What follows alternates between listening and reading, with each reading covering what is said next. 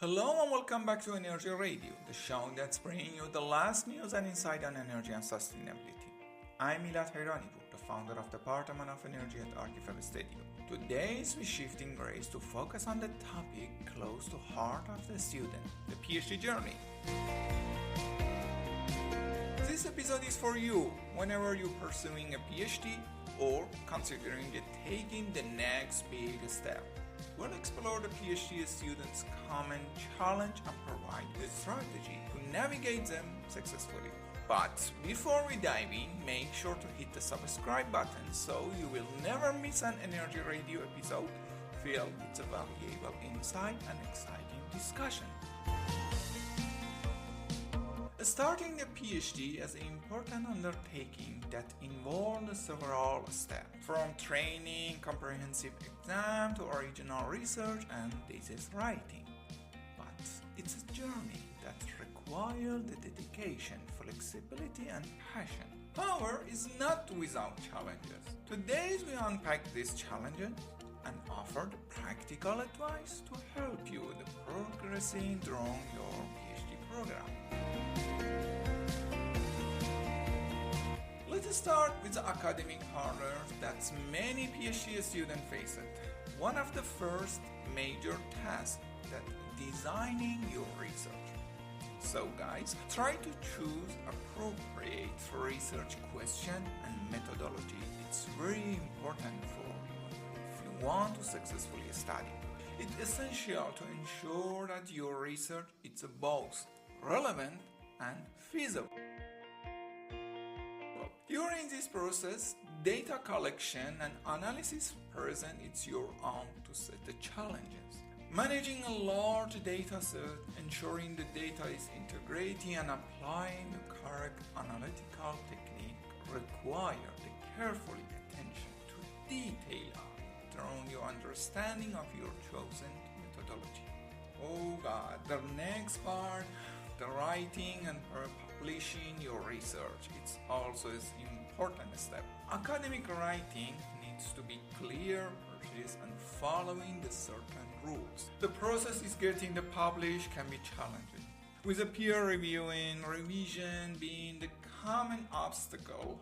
However, staying persistent and improving over time can lead to successful publication. But beyond the academic challenge, the PhD journey can affect on your mental health.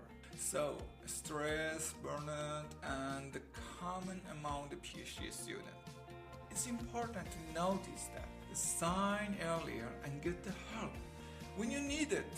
Using a stress management technique like a mindful exercise and getting the regular break can make a big differences in your journey. But very often common, it's isolation and loneliness. It's also very common between the students, especially for those working alone or in the less collaborating setting.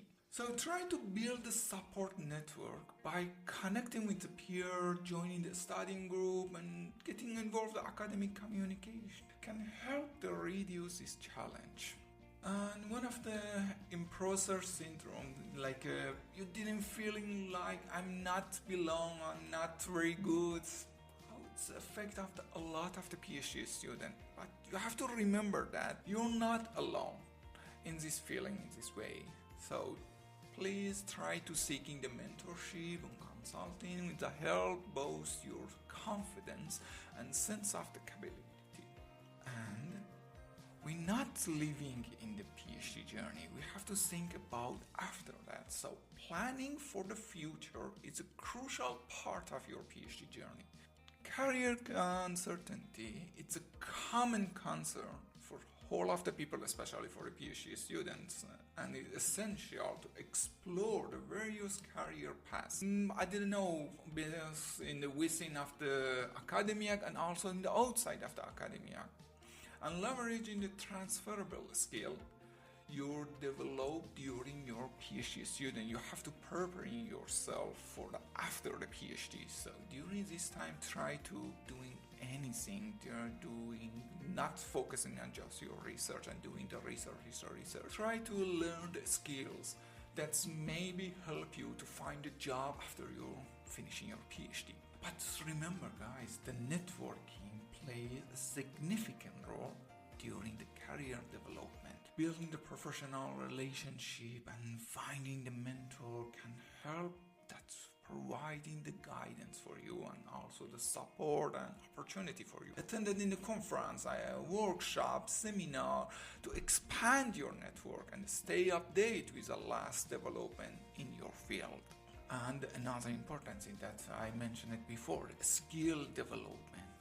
That's a key area for you beyond your research. Acquiring the skill in the teaching, leadership, communication with the people, and professional project management can enhance your employability and open the doors to diverse career opportunity. And don't forget to learn managing your time, set achievable goals.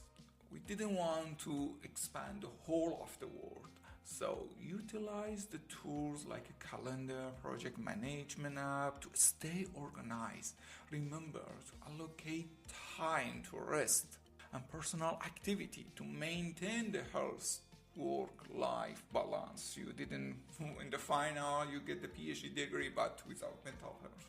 Maybe happening for all of us. And the main thing, we need to eat, so the financial stability is another important concern. Getting a scholarship, grant, assistantship can help you to reduce the financial stress. Budgeting and planning for your finance, you have to learn during this time is essential to stay focused on your study without external financial pressure. Maintain health-work balance. I mentioned it several times during this episode. Guys, it's so important it's for your overall well-being.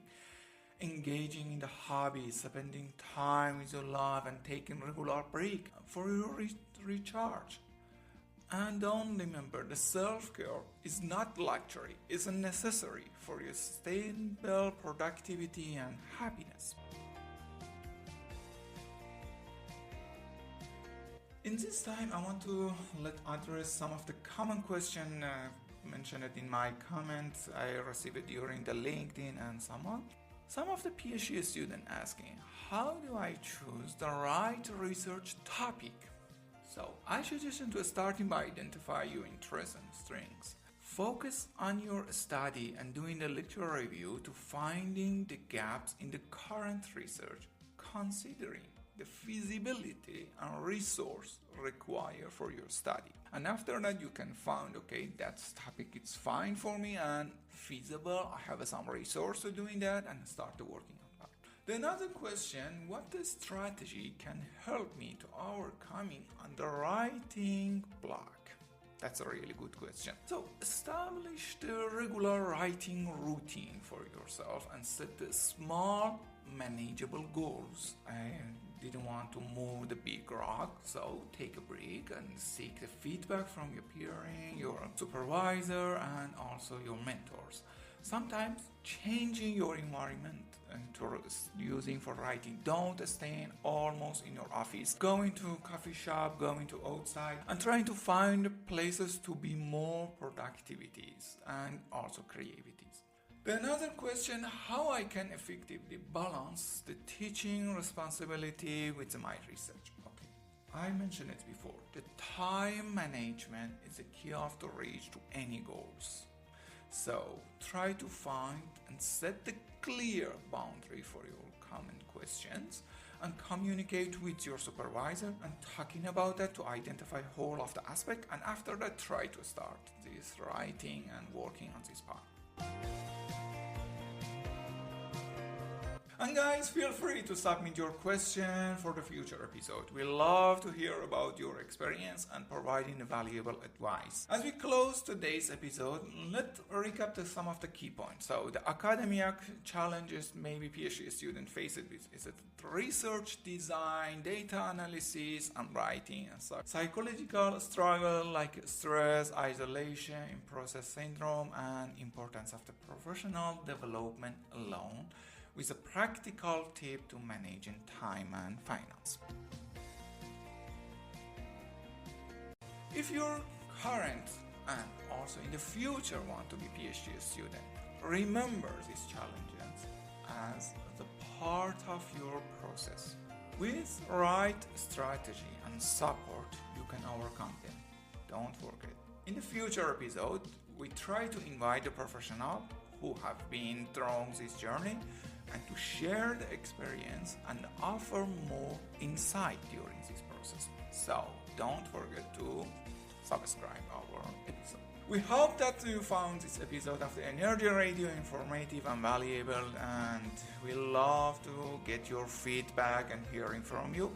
If you enjoyed the listening, please share it so anyone may be interested, and let us know if you have any suggestion for the topic guest you'd like to see in the show. And the final, I want to thank you to turning into Energy Radio, and we look forward to bringing you the more news and insight on the energy, sustainability, and beyond of your